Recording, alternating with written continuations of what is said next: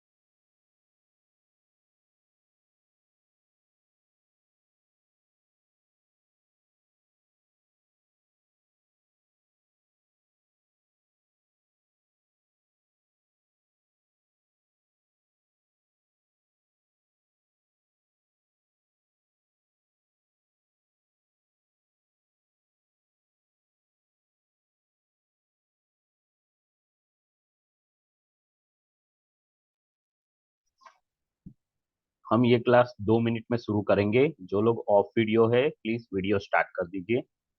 2 minute में start करते class.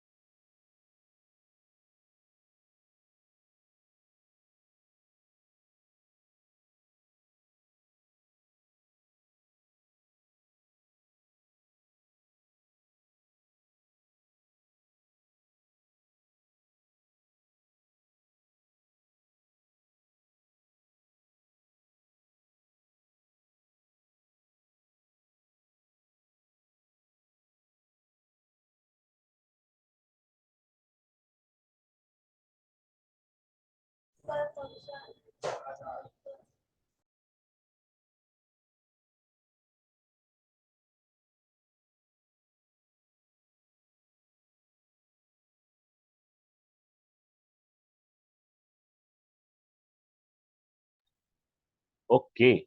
So once again, good morning, everyone. और good morning sir. I am sorry, जो लोग टाइम से पहले ज्वाइन किया था उन लोगों को वेट करना पड़ा, क्योंकि आजकल मैंने देखा है कि बहुत लोग लेट ज्वाइन करते हैं और मैं नहीं चाहता हूँ कि क्लास शुरू कर दूँ और वो लोग जो लेट कमर्स होते हैं उनको नुकसान हो। सो मैं सॉरी बोलता हूँ जो लोग जल्दी आए और उनको वेट करना पड़ा। ओके। अच्छा, सर कोई स्क्रीन अपना शेयर। हाँ, good morning sir, screen sharing permission please. हाँ, मेरी इंस्ट्रक्शन का वेट तो कीजिए, ओके ओके क्योंकि मुझे कंप्लीट करना है, क्योंकि मुझे ये चीज नजर आ रही है काफी टाइम से लोग लेट आते हैं और मुझे वेट करना पड़ता है। तो मतलब क्यों, कुछ खास रीजन है जो लोग लेट आते हैं वो लोग खास मुझे बताए। और आजकल तो बिना इंफॉर्मेशन लोग एब्सेंट भी रहते हैं, क्लास में बहुत कम लोग हो गए हैं। मतलब are you people losing interest? मजा नहीं आ रहा है, कुछ ऐसा है? I really want to know. अगर अगर मेरे में कुछ कमी है, कुछ गलत मैं कर रहा हूँ तो मुझे बताइए, ताकि मैं करेक्ट करूँ। तो आप लोग समय पे आ जाए। और आप लोग कैसे पढ़ना चाहते हैं, क्या करूँ मैं नया जिससे आप लोगों का इंटरेस्ट बना रहे?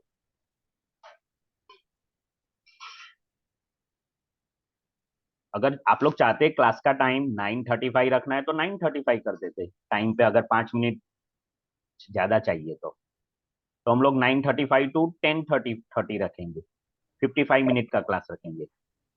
आप मुझे सजेशन दीजिए तो मुझे पता चले क्या करना है कल से। देखो, मैं नाम देना नहीं चाहता हूँ कि कौन कौन लेट आता है कंसिस्टेंटली काफी टाइम से, और उनकी वजह से मुझे क्लास रोकना पड़ता है।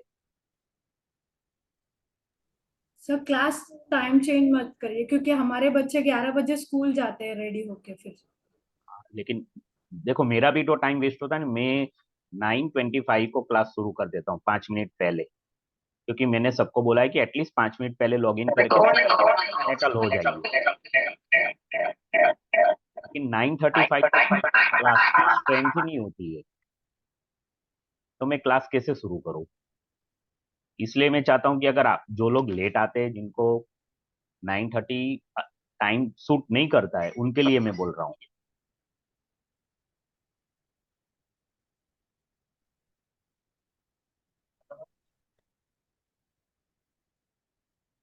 ओके, कोई कुछ बोलता नहीं तो मैं यही समझता हूँ कि आप लोगों को 9:30 का टाइम ठीक है। तो जो लोग लेट आते हैं उनसे मैं रिक्वेस्ट करता हूँ कि प्लीज 9:30 को क्लास शुरू करें। वैसा है, मेरा टाइम मत वेस्ट कीजिए। और जो लोग 9:25 को लॉग इन करते हैं उनका टाइम भी इंपॉर्टेंट है ना, उनका भी वेस्ट मत कीजिए टाइम। ओके, हाँ, अभी स्क्रीन शेयर कीजिए आप।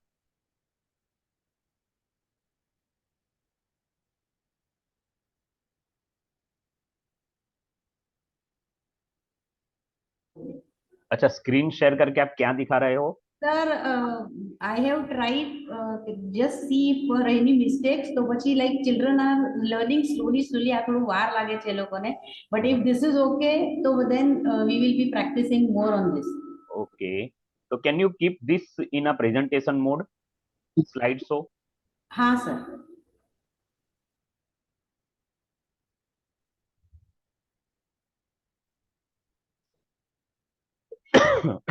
Okay,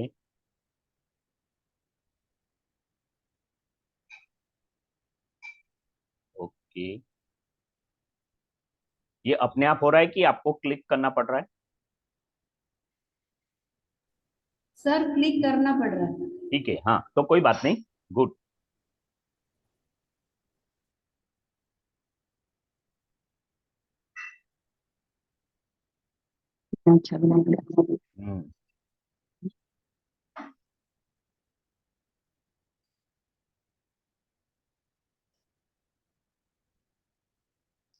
national tree, national song, okay. आपको यहाँ पे नेशनल ट्री लिखा है ना, तो वहां पे कहीं पे नीचे नाम भी लिख लिख लीजिए नेशनल ट्री का। Okay, national emblem, currency, very good. Hindi करेंगे। ओके,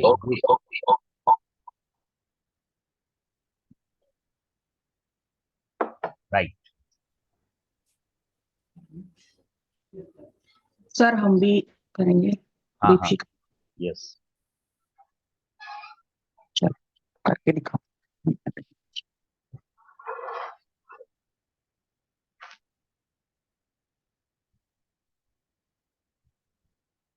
स्लाइड शो करना है।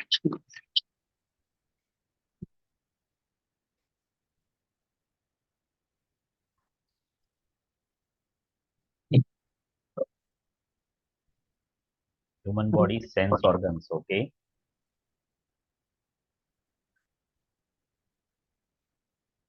Human body have 5 sense organs. Okay. Eye, nose, tongue, ear, skin. ये आई नोज ईयर टंग स्किन लिखा ना, वहां पे भी आप फोटो रख सकते हो। Okay, good. Next.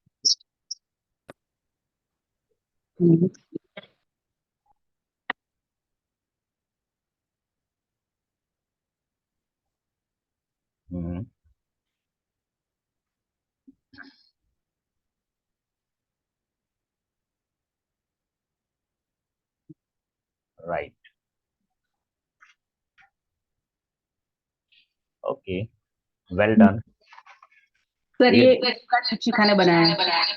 Well done. मुझे खास करके दोनों प्रेजेंटेशन जो आपने दिखा है ना, उसमें जो एनिमेशन इफेक्ट दिया ना, ट्रांजिशन इफेक्ट, वो बहुत अच्छा लगा। सर इसको ऑटो प्ले पे कैसे रखते हैं? किसी को म्यूट पे जाना पड़ेगा, बहुत इको आ रहा है। अभी नहीं आ रहा है। ओके, मैं ये हाँ, अभी इसको ऑटो पे कैसे रखना है ना, उसके लिए हम लोग प्रैक्टिस करने वाले हैं। तो आज मैं आप लोगों के पास कुछ डेटा देने वाला हूं मैं आप लोगों को, और एक प्रेजेंटेशन बनाना है ऑन ये क्लास के अंदर ही। आने वाले 2-3 क्लास हम लोग क्या करेंगे, आप अलग अलग प्रेजेंटेशंस बनाएंगे। और जैसे आप लोगों ने दीपशिखा का प्रेजेंटेशन और संजय का प्रेजेंटेशन देखा, बहुत अच्छा प्रेजेंटेशन बनाया। सिर्फ कभी कभी क्या करना है, जो कलर बैकग्राउंड होता है ना, थोड़ा कलर बैलेंस का ध्यान रखना है, फॉन्ट साइज का ध्यान रखना है, राइट। और हम पिक्चर्स जब रखते हैं तो पिक्चर्स किस तरह से होने चाहिए, वो सारी चीजें थोड़ी ध्यान में रखनी है। तो अभी मैं क्या करूंगा, एक एक प्रेजेंटेशन मेरे पास मैंने बनाया हुआ है, रादर मैंने बनाया नहीं है, मुझे एक प्रेजेंटेशन में सर्च कर रहा था आप लोगों के लिए, तो मुझे एक अच्छा प्रेजेंटेशन मिला। ये प्रेजेंटेशन मैं आप लोगों के लिए भी शेयर करूंगा। अपना जो पोर्टल है ना, वो पोर्टल में अटैचमेंट में मैं आज या कल रख दूंगा, तो आप वहां से डाउनलोड कर सकते हो। तो ये प्रेजेंटेशन सबसे पहले मैं आप लोगों को दिखाऊंगा कि फॉन्ट साइज और जो चीजें चाहिए हमें वैसे वो कैसे कर सकते हैं। फॉन्ट साइज कितनी होनी चाहिए, टाइटल कैसा होना चाहिए, ये सारी इसको बोलते हैं प्लानिंग प्रेजेंटेशन।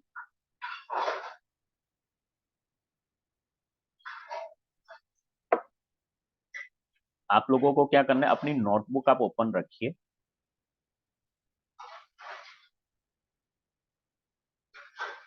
आप अपनी नोटबुक और पेन ओपन रखिए, और मैं एक एक स्लाइड अभी दिखाऊंगा। There are 20 slides. अगर आपको कोई पॉइंट लिखना है तो आप लोग लिख सकते हो। आपको लगता है कि ये मेरे लिए नया है पॉइंट, तो आप उसको नोट डाउन कर लीजिए। ये प्रेजेंटेशन तो मैं आपके लिए रखने वाला हूँ अटैचमेंट में, फिर भी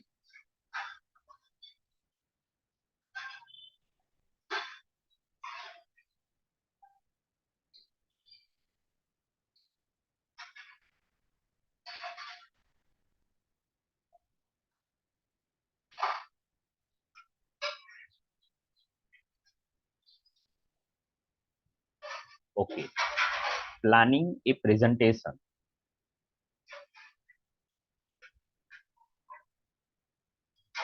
advice on what to do before you start using PowerPoint.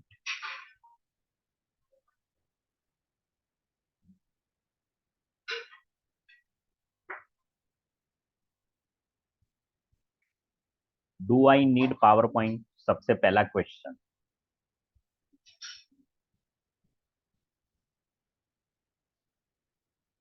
What are the objectives of the presentation, इस प्रेजेंटेशन जो आप बनाने जा रहे हो उसका ऑब्जेक्टिव ऑब्जेक्टिव क्या है। What will be interesting to them, जिसके लिए आप प्रेजेंटेशन बना रहे हो उनके लिए क्या इंटरेस्टिंग है। Create a verbal structure first, तो पावर पॉइंट में जाने से पहले आपको एक वर्बल स्ट्रक्चर बनाना है। डिस्टिल एंड ट्रिम, मतलब ये हुआ कि आपको उसको डिस्टिलेशन करना है जो अनवांटेड है वर्बल स्ट्रक्चर में। अगर आपको थोड़ा सा ट्रिमिंग करने का लगता है, जैसे हम पेड़ पौधे को ट्रिम करते हैं ना गार्डन में, ऐसा कुछ ट्रिमिंग करना है तो वो ट्रिमिंग कर सकते हो, लेकिन वर्बल स्ट्रक्चर होने के बाद ये कर सकते हैं। टाइम योर प्रेजेंटेशन, मतलब आपके प्रेजेंटेशन को टाइम डिसाइड कीजिए कि कितने टाइम में प्रेजेंटेशन कंप्लीट होगा।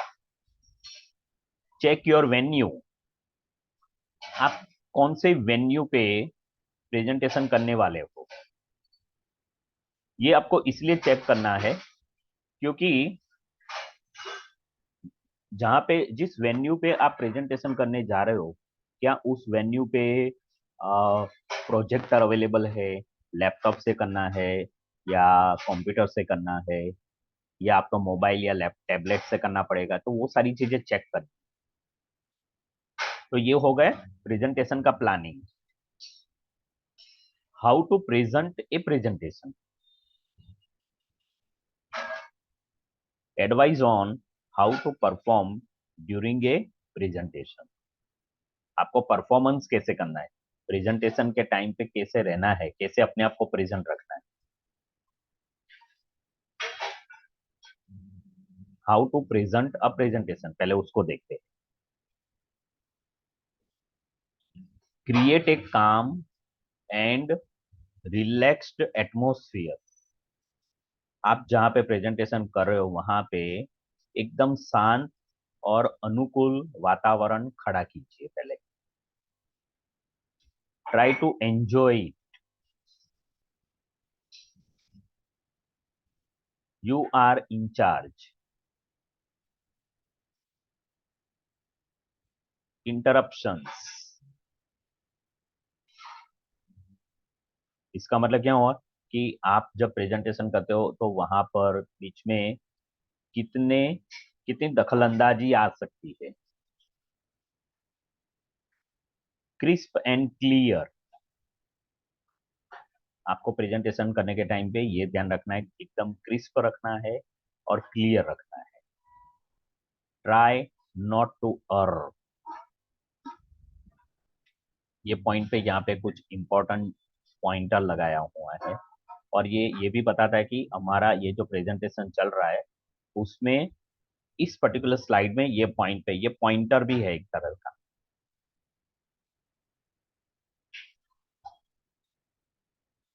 Now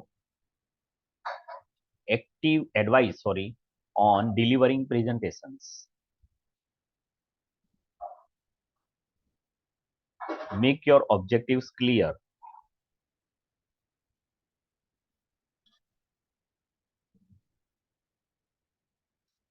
Don't read from a script. इसका मतलब क्या हुआ, आपको स्क्रिप्ट में से रीड नहीं करना है, लेकिन आपको क्या करना है, स्क्रीन में देखना है। आपको मतलब जब आप इन पर्सन प्रेजेंटेशन करते हो ना, तो उस टाइम पे आपको ऑडियंस के सामने देखना है, नहीं कि आप पावर पॉइंट की स्लाइड का जहाँ पे प्रोजेक्टर से प्रोजेक्शन होता है वो स्लाइड देख के पढ़ना नहीं है।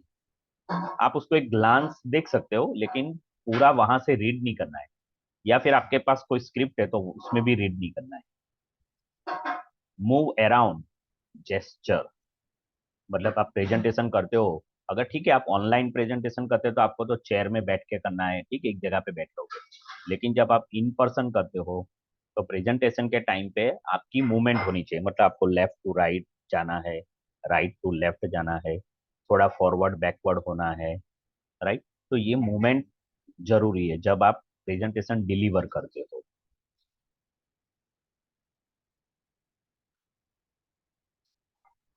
दिस इज द एक ये बता रहा है कि how to move around. Dynamic voice pitch, तो आपका जो वॉइस है उसका पिच बराबर होना चाहिए। आई कांटेक्ट एंड स्माइल, तो आपका आई कांटेक्ट लोगों के साथ होना चाहिए और चेहरे पे एक स्माइल होनी चाहिए। ये पॉइंट यहाँ पे एक पॉइंटर लगाया हुआ है, तो वेरी इंपॉर्टेंट।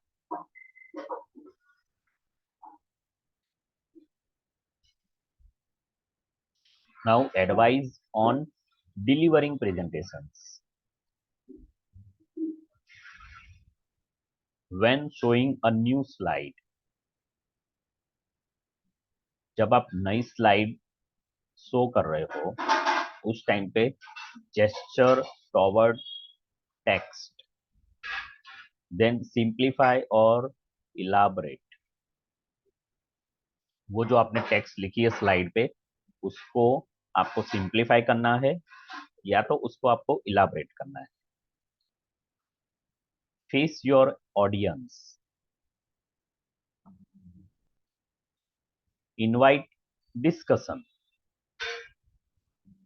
कुछ पॉइंट ऐसे होते हैं जहां पे लोगों को इनवाइट करना होता है डिस्कशन के लिए, तो उस टाइम पे आप invite audience for the discussion.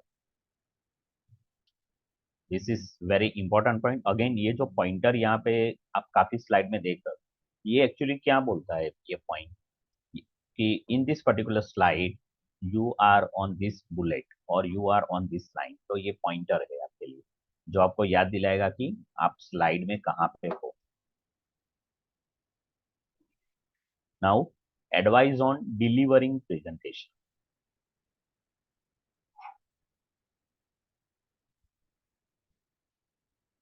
Your audience wants you to succeed. See, can you understand this line? Your audience wants you to succeed. Do not pretend, own up. मतलब आपको कुछ प्रिटेंड करने की जरूरत नहीं है। आपका प्रेजेंटेशन है तो आप उसको ऑनरशिप करो। There is nothing wrong with stomach butterflies. You just have to get them to fly in formation. तो जितनी भी बार आप प्रेजेंटेशन करते हो उसने मतलब आप नए होते हो तो उस टाइम पे आपको डर सा रहता है और जब आप बोलते हो तो आपकी वॉइस नहीं निकलती है और आपके पैर जो है वो शिवरिंग होने शुरू हो जाते हैं। So this situation is called stomach butterflies, right. तो nothing wrong in to it, ये सबके साथ होता है। You just have to get them to fly in formation. Okay,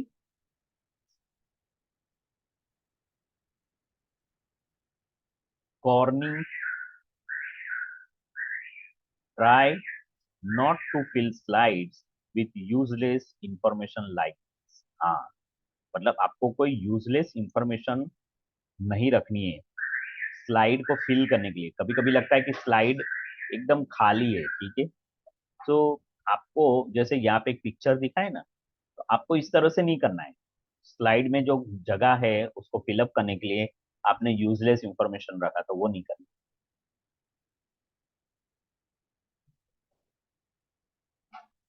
tips and advice on slide creation.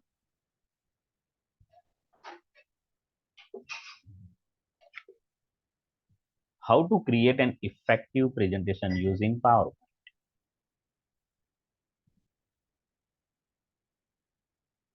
Designing slides, font size. Mark your text large. Please go on mute everyone. अगर आपको कुछ question है तो आप पूछ सकते हो मुझे।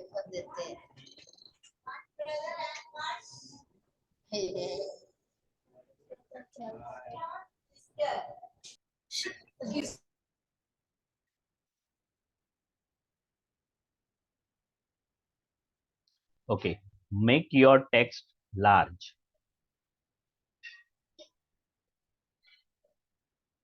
Titles should be around 36 to 40 point or more. This is 40 point. तो यहाँ पे जो टाइटल है डिजाइनिंग स्लाइड्स और फॉन्ट साइज लिखा है, ये 40 पॉइंट का टाइटल है। तो आपके स्लाइड्स में जब भी आप टाइटल्स रखते हो तो टाइटल की फॉन्ट साइज 36 से 40 के बीच में रहनी चाहिए, इससे ज्यादा भी नहीं और 36 से कम नहीं होना चाहिए। फिर जो बॉडी टेक्स्ट है that should be about 24 points or more than or more, and this is 32 point. ये जो बॉडी टेक्स्ट वाली जो लाइन लिखी है ना, ये 32 पॉइंट की है। टाइटल के बाद जो टेक्स्ट हम लिखते हैं वो अराउंड 24 पॉइंट होनी चाहिए और मैक्सिमम 32 पॉइंट तक ले जा सकते हैं हम इसको। ये वाला 24 है, दिस इज 24 पॉइंट, और ये ऊपर की जो लाइन है ना वो 32 पॉइंट की है। अभी आप जब ये स्लाइड देख रहे हो तो जब जब ऑडियंस में लोग बैठते हैं और उनको पढ़ना होता है स्लाइड को, तो उस टाइम पे फॉन्ट साइज अगर 32 है तो it is easy for them to read. अगर फॉन्ट साइज 24 पॉइंट है, it is difficult for everyone in the hall to read. जो लोग पीछे बैठे हैं उन लोगों को ये 24 पॉइंट साइज बहुत छोटा दिखेगा। हाँ, if you are presenting for the online then it's okay 24 point, क्योंकि स्क्रीन उनके सामने ही होता है। फिर यहाँ पे ये बताइए text, this text is 18, it is smaller than the 24। Can you see that it is too small? जिसके स्क्रीन जिसके सामने है उनके लिए भी ये 18 का टेक्स्ट है ना पढ़ना थोड़ा डिफिकल्ट हो जाता है।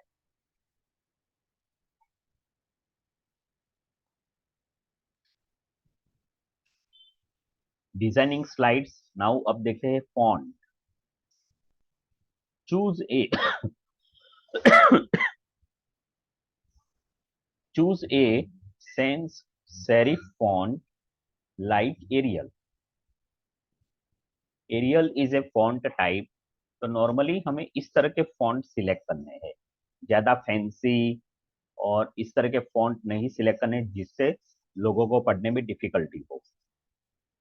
Use A colour format that gives good contrast between background and the text. अभी आप देख रहे हो कि ये येलो कलर है, ठीक है, और बैकग्राउंड डार्क ग्रे टाइप का है, तो this yellow colour is not suitable for the background like this, but you can see that it is a dark gray background and the black font with the bold is really more readable than the yellow color. Do not mix fonts. हाँ, ये भी बहुत important है कि आपने एक line aerial में रखी, एरियल टाइप के फॉन्ट रखा, दूसरा कोई फॉन्ट आपने टाइम्स न्यू रोमन रखा, तीसरी लाइन का कोई और फॉन्ट रखा, तो आपको वो फॉन्ट मिक्स नहीं करने हैं। Remember 9% of the population are colour blind, मतलब कुछ कलर्स ऐसे होते हैं जिसके बीच में डिफरेंशिएट करना मुश्किल होता है। 9% ऑफ द पॉपुलेशन, उनको बोलते हैं कलर ब्लाइंड। ये लाइन हमेशा याद रखनी है।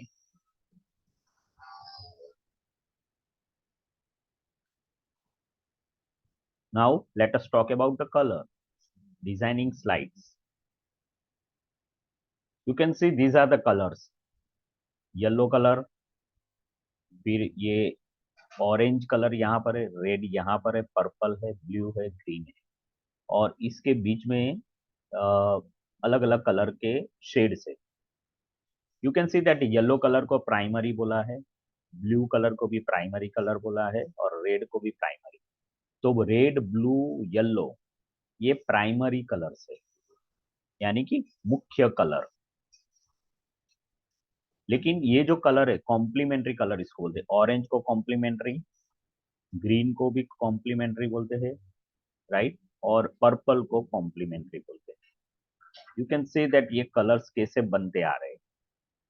से प्राइमरी कलर ब्लू और प्राइमरी कलर रेड का मिक्सर करने से ये डार्क ब्लू, पर्पल और लाइट पर्पल कलर बनता है।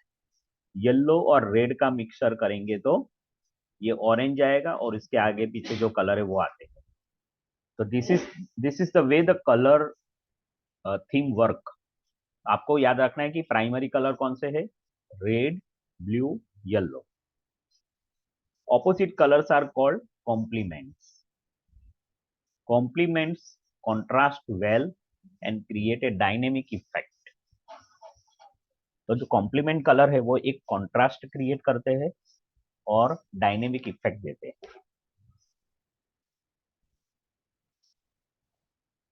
It is if it makes you wince, don't use it. ये पॉइंट खास याद रखना है, आपको इसको यूज नहीं करना है अगर ये आपको मतलब जो कॉन्ट्रास्ट होता है ना, नॉर्मली कॉन्ट्रास्ट करना यानी कि एक एक तरह से कोई डायनेमिक इफेक्ट क्रिएट करने में कॉन्ट्रास्ट, लेकिन उसकी वजह से अगर तकलीफ होती है तो don't use the contrast colour, means complement colours. Give yourself a cue, मतलब हमें अपने आप को एक एक क्लू देके रखना है।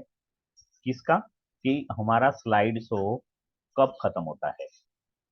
I have observed many times, even I also felt my self. मुझे पता नहीं होती कि मेरी जब जब कोई फ्लो में होता है ना, प्रेजेंटेशन करता है फ्लो में होता है, तो उस टाइम पे पता नहीं होता है कि कौन सी स्लाइड लास्ट स्लाइड है आपकी प्रेजेंटेशन। तो उस टाइम पे आपको कहीं ना कहीं कोई क्लू छोड़ना चाहिए जिससे आपको पता चले कि ये प्रेजेंटेशन की लास्ट स्लाइड है। लोगों मैंने देखा है कि उनको पता नहीं होता है और वो क्लिक करते जा रहे हैं, तो लास्ट में थैंक यू की स्लाइड आ जाती है ऑल ऑफ अ सडन, और all of a sudden thank you बोल के प्रेजेंटेशन कंप्लीट कर देते। तो वैसा नहीं होना चाहिए। Put a marker, you can put marker like this, coloured letter, मतलब एक लेटर को थोड़ा सा अलग कलर दे दिया। डिफरेंट फॉन्ट, जैसे यहाँ पे ये टी का फॉन्ट थोड़ा चेंज कर दिया।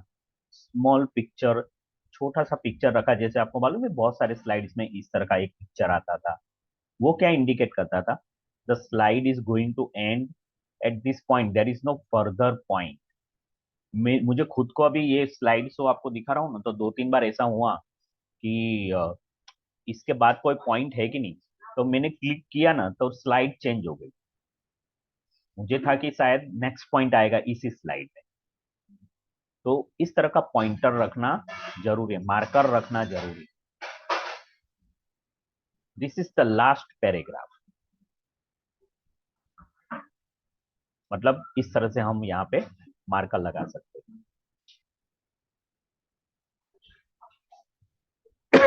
Now background check.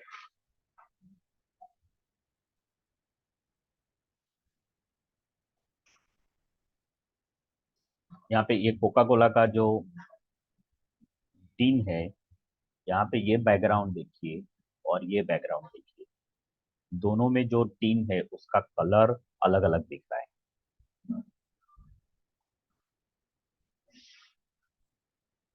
Use of, तो ये स्लाइड पे मैं वापस जा रहा हूँ। बैकग्राउंड चेक, आपको हमेशा बैकग्राउंड चेक करना है कि कौन से बैकग्राउंड में आप जो इमेज रख रहे हो वो, या कोई ऑब्जेक्ट दिखा रहे हो वो प्रॉपर दिख रहा है। नॉर्मली व्हाइट बैकग्राउंड में मोस्ट ऑफ द ऑब्जेक्ट्स जो आप रख रहे हो वो बहुत अच्छे दिखते हैं और उनका रियल कलर रिफ्लेक्ट होता है।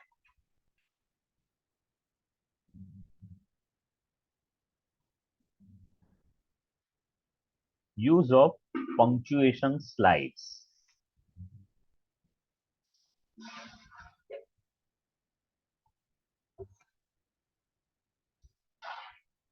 The University of Warwick तो यहाँ पे आप कुछ इस तरह का लिख सकते हो, द यूनिवर्सिटी टू वॉरविक या ऐसा कुछ भी। यहाँ पे ये स्लाइड शो खत्म हुआ। तो आप में से कितने लोगों को समझ में आया ये प्रेजेंटेशन में मैंने क्या दिखाया? मुझे आप लोगों से सुनना है, क्या क्या समझ में आया आप लोगों को?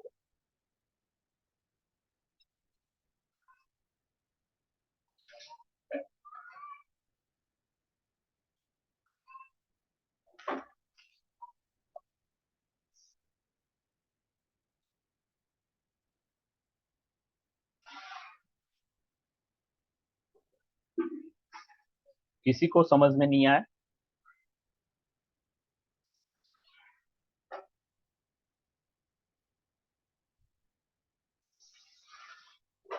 पूरी क्लास इतनी सीरियस क्यों है? 20-21 लोग बैठे हैं, सब लोग सीरियस है।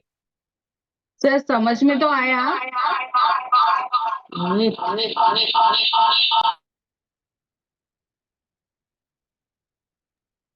हेलो। हाँ, हेलो। हाँ सर, समझ में तो आया, लेकिन एक बार फिर से गो थ्रू करेंगे ना तो अच्छे से, लाइक प्रेजेंटेशन बनाने के टाइम पे ये सारे पॉइंट दोबारा रिवाइज करेंगे तो हमको ज्यादा समझ में आएगा। वो अभी तो समझ बराबर में है। आया कि हाँ प्रेजेंटेशन कैसा होना चाहिए, उसमें कैसे बनाना है वो सब। हाँ, तो मैंने शुरू में आपको जब प्रेजेंटेशन शुरू किया तब यही बोला कि मैं आप लोगों को ये फाइल जो है ना वो अटैचमेंट में रखने वाला हूँ। अगर मैंने ये नहीं बोला होता ना तो शायद आप लोगों में से बहुत लोग आंसर दे पाते। जब मैं ऐसा बोलता हूँ ना कि आप लोगों को मैं देने वाला हूँ तो आप लोग रिलैक्स हो जाते हो, और ये पूरा 15-20 मिनट मैंने जो लगाया ना वो सब वेस्ट गया, मुझे ऐसा लगा। कोई सब लोग सीरियस है, पता नहीं क्यों। नहीं समझ में आया सर। ओके। सोनल, ध्रुव, कृणाल, मनीषा, विक्रम, सुपर्णा, शोभना। हाँ। समझ में आया। सर आया कि ओके। खुद की मैंने कि कैसे प्रेजेंटेशन तैयार करेंगे और खुद अपना माइंड पहले कैसे सेट करेंगे कि कहाँ पे हमें प्रेजेंटेशन देना है, कैसे देना है। और तो जैसे पहली बार अगर हम प्रेजेंटेशन देते हैं तो फिर हमें यानी डर लगता है। तो और हमारा पूरा परफेक्ट होना चाहिए, सिचुएशन के हिसाब से होना चाहिए। शोभना, आपने कभी किया है इस तरह का कोई प्रेजेंटेशन लोगों के सामने? आपके नहीं। सामने बहुत सारे लोग बैठे, 10-15 लोग बैठे, और आपको बोला है कि now you are responsible for the presentation, presentation बनाओ और बताओ हम लोगों को। सर मैंने देखा है, मैंने बनाया नहीं पर मैंने देखा है। मैं अभी गई थी ये महिंद्रा का जो अभी नया अब प्रोजेक्ट शुरू होने वाला है, तो वहां पे मैं गई थी देखने। तो वहां पे जब वहां पे ये प्रेजेंटेशन देख रही थी, तो वो सारा पावर पॉइंट का ही था सारा। तो उसमें वो बता रही थी कि कैसा आपका ये जो लुकअप है, और कैसा ये जो इसमें आपका वो कैसे बता रहे थे कि कहाँ कैसे आपका ये जो है व्यूज होंगे, कैसे आपके यहाँ पे आपका ये जो एंट्री कैसे होगी, और आपकी ये कहाँ से। तो वो सारा वो सब जब बता रहे थे वो समझ में आ रहा था कि सर ये सारा पावर पॉइंट का ही सब है, क्योंकि वो पीछे से बैकग्राउंड से आपको वो सब बता रहे थे। और मैंने काफी अच्छे से समझाया था उसमें। तो वो मैंने समझी थी कि ये पावर पॉइंट के का ही प्रेजेंटेशन है। Okay, good. तो आप में से किसी ने प्रेजेंटेशन बना के, मतलब यू आर रिस्पॉन्सिबल, आपको ही वो टॉपिक पे प्रेजेंटेशन बनाना है और आपको ही प्रेजेंट करना है लोगों के सामने, तो ऐसा किसी को एक्सपीरियंस है? हाँ किए थे, कॉलेज टाइम में किए थे, जब प्रोजेक्ट ये सब प्रेजेंटेशन किए थे हम लोगों ने। पावर पॉइंट में? हाँ पावर पॉइंट में किया था।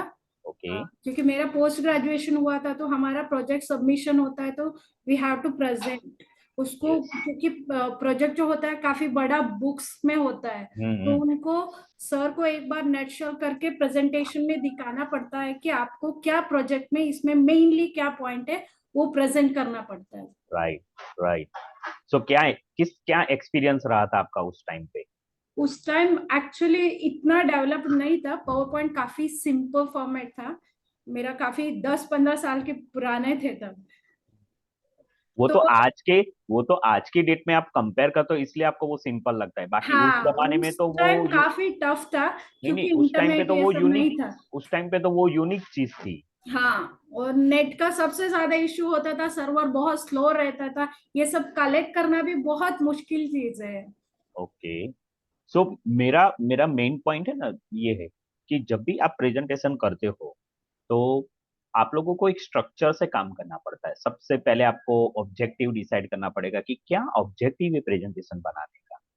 फिर आप किसको किसके लिए प्रेजेंटेशन तैयार करते हैं। अगर जैसे ये किसी ने भी ये ऑर्गन्स का बनाया था ना, बहुत अच्छा बनाया ऑर्गन्स का, राइट। और समर्थ ने बनाया आई थिंक नेशनल एंथम, और इसके ऊपर बनाया नहीं, वाटर साइकिल से। Water cycle. तो नेशनल एंथम के ऊपर किसने दिखाया? वो संजय ने स्कूल से दिखाया। सर। हाँ, संजय ने दिखाया, राइट। तो तो आप लोग जब ये प्रेजेंटेशन बना तो सबसे पहले आपको ऑब्जेक्टिव डिसाइड करना है। फिर ये किसके लिए बना रहे हो, बच्चों के लिए बना रहे हो या कोई एडल्ट लोगों के लिए बना रहे हो, या कोई ऑफिस का प्रेजेंटेशन है, किस तरह सामने कौन है, इसको प्रेजेंट कर रहे हो आप। ओके, और फिर उसके बाद आता है पूरा आपको राइट लिखना है नोटबुक में, पूरा एक एक स्ट्रक्चर बनाना है कि आप क्या क्या उसमें इंफॉर्मेशन रखना चाहते हो, कौन से स्लाइड में किस इंफॉर्मेशन कौन सी रहेगी, क्या इमेज होनी चाहिए। एक बोलते हैं ना उसको, एक रफ आपका स्ट्रक्चर तैयार होना चाहिए। And then you start putting slide after slide. Okay, तो ये तरीका है करने का। हालांकि मैं अपनी बात करूं तो मुझे हमेशा मैं करता हूं, मैं प्लानिंग कर लूंगा, मैं कुछ पॉइंट लिख लूंगा अपनी नोटबुक में, and then directly I jump over PowerPoint और स्लाइड्स बनाना शुरू कर देता हूँ। मे भी पहले क्या था, पहले मैं क्या करूंगा, स्लाइड्स जैसे ही कोई नई स्लाइड बनाई ना तो उसमें अंदर तुरंत कॉस्मेटिक्स डालना शुरू कर दूंगा। मतलब कलर कैसा होना चाहिए, फॉन्ट साइज कैसी होनी, बैकग्राउंड कैसा होना, वो सब कुछ मैं करूंगा, और इतना टाइम वेस्ट होता था। बाद में मुझे एक्चुअली जो मेन इंफॉर्मेशन डालनी है उसके लिए टाइम ही नहीं रहता था। तो कभी भी कॉस्मेटिक्स पहले नहीं डालने के, यानी कि बैकग्राउंड, कलर, ये सब कुछ भी डिसाइड, पहले आपका प्रेजेंटेशन एकदम ब्लैक एंड व्हाइट तैयार कर दो। फॉन्ट भी वो जो डिफॉल्ट फॉन्ट आता है ना वही डिफॉल्ट फॉन्ट पे ही तैयार करो। जब आपका पूरा कंटेंट तैयार हो जाए then you think over the background and colours and all this things, right. तो that is the ideal way to do prepare the presentation. तो फॉन्ट साइज के बारे में यहाँ पे बहुत सारी चीजें हमने बताई, बुलेट आपको कहाँ पे चाहिए, ये सारी चीजें हमने बताई। तो ये इस तरह से हमें प्रेजेंटेशन के ऊपर फोकस करना है। Okay, great. So now I am sharing with you one Excel data. आप लोगों को इसको एंटर करना है एक्सेल शीट के अंदर और चार्ट बनाना है। तो इससे आपकी एक्सेल की भी प्रैक्टिस हो जाएगी और बाद में हम इसी चीज को पावर पॉइंट प्रेजेंटेशन बनाने में यूज करने वाले हैं। ठीक है, तो आई एम शेयरिंग विथ यू। आप लोग अपना एक्सेल शीट ओपन कर लीजिए।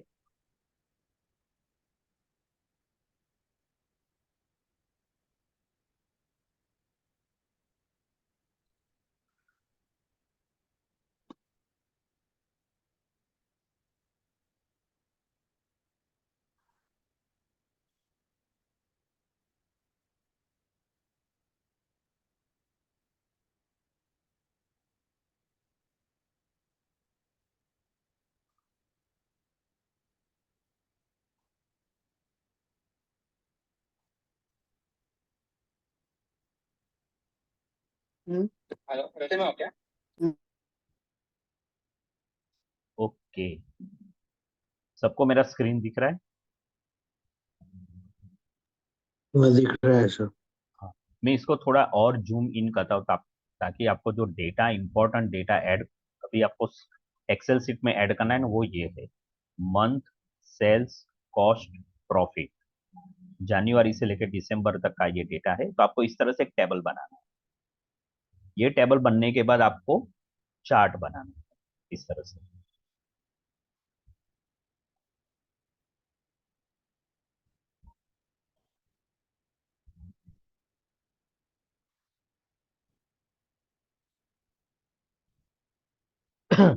और ये आप सब लोग अभी करेंगे। हाँ, हमारे पास अभी भी क्लास खत्म होने तक कुछ 15 मिनट बाकी है अप्रोक्सीमेटली। तो जिसका तैयार हो जाता है वो मुझे शेयर भी कर सकता है, screen share.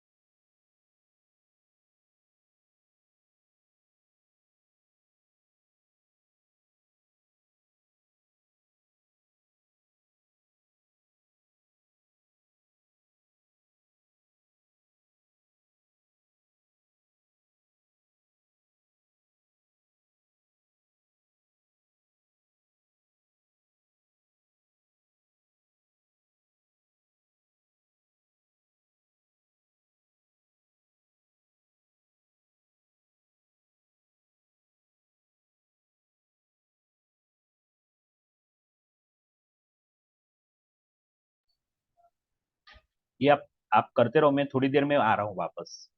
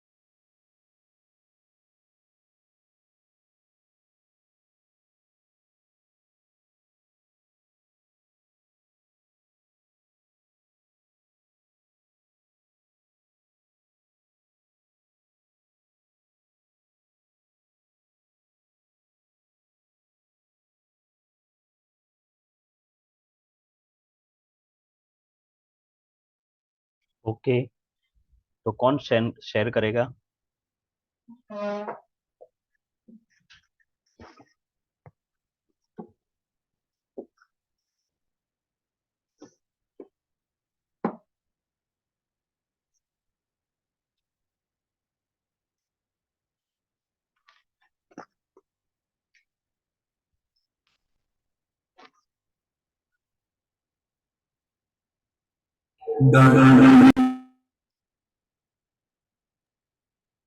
Okay, good.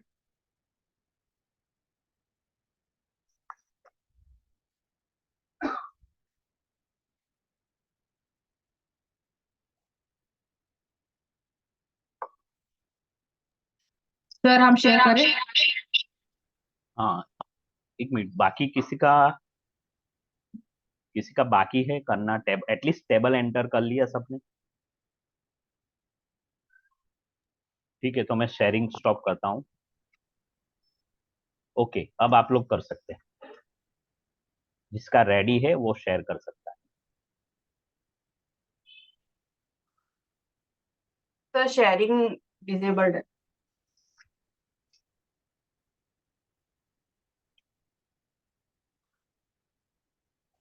Okay, अब कीजिए।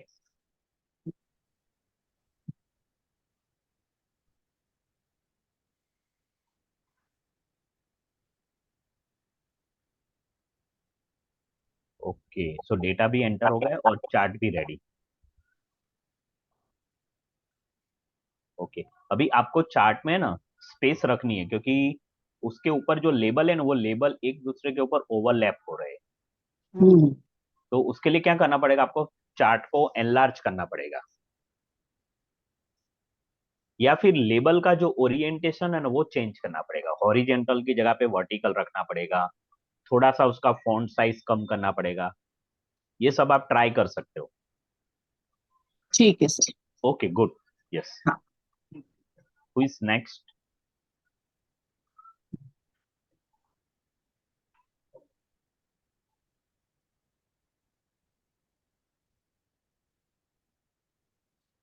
Okay,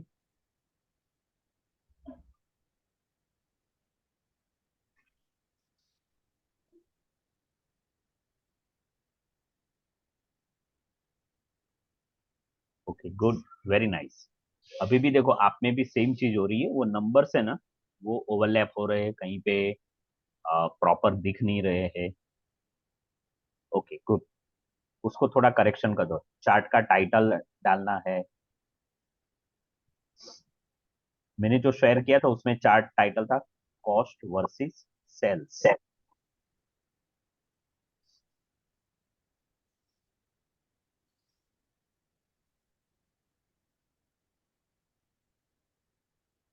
okay, please next.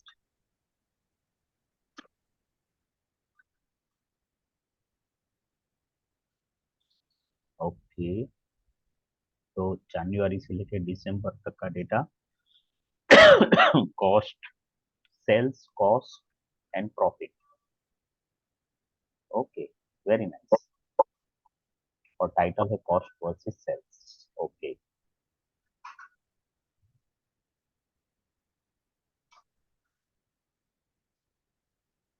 Okay. और कोई शेयर करेगा स्क्रीन?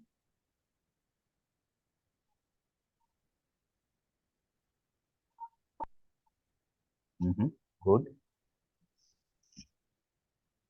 हाँ, आपने फॉन्ट है ना वो वाइट कलर यूज किया है, तो जो जितना जितने लेटर्स वो कॉलम में आते हैं ना, अरे वो बार में आते हैं, उतने विजिबल है, बाकी के इनविजिबल। तो इसको भी थोड़ा एड्रेस कीजिए। जब आप इसको स्क्रीन पे दिखाओगे ना, तो बैकग्राउंड की वजह से फोरग्राउंड में जो कॉलम का कलर है ना वो उतना उठ के बाहर नहीं आ रहा है। तो वो थोड़ा ध्यान रखना है, बैकग्राउंड कलर फोरग्राउंड कलर में भी ध्यान रखना है। Okay, good. So I and this class here. जिन्होंने नहीं बनाया है प्रेजेंटेशन, उन लोगों को क्या करना है, कल फिर से शेयर करना है स्क्रीन पे, और हम लोग ये स्लाइड, ये जो आपने बनाया ना, चार्ट बनाया और टेबल बनाया, उसको हम यूज करेंगे पावर पॉइंट प्रेजेंटेशन बनाने में। तो सबके पास ये रेडी होना चाहिए, ठीक है? Okay, see you tomorrow. Bye, sir. Thanks. Bye.